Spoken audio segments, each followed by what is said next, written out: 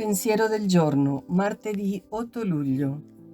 Toccare le ferite delle persone.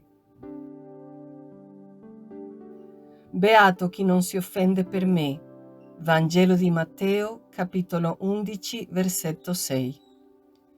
Sapete in quale occasione Gesù pronunciò questa parola?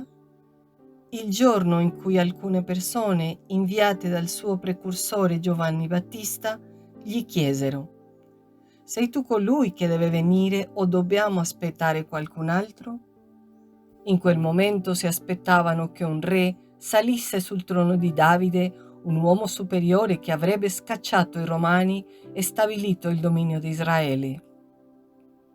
Invece si trovano di fronte a un falegname che andava da persone indesirate, da evitare per non contaminarsi, andava dai lebbrosi, mangiava con i peccatori, predicava il Vangelo ai poveri. Insomma, mentre Giovanni Battista e gli ebrei aspettavano l'imminente ira e vendetta di Dio, Gesù andava a cercare la pecora smarrita e ad accogliere il figlio prodigo.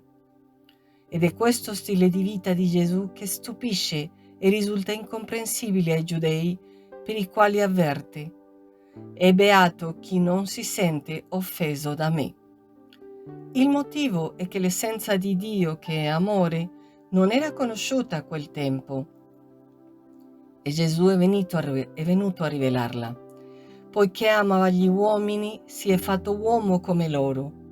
Poiché li amava, accettò tutti i limiti di questa condizione. Poiché li amava, si mescolò con i più bisognosi.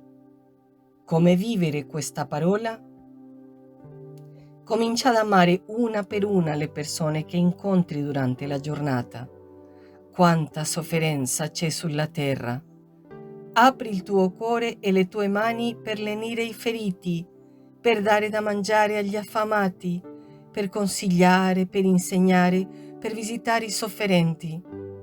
È questo che ti rende simili a Lui, ed Egli ti giudicherà proprio sull'amore. Chiara Lubick, estratti dal commento alla parola di vita del dicembre 1980.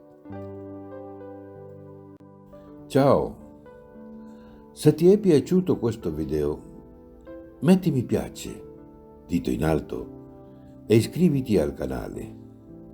È libero, gratuito e senza alcun impegno.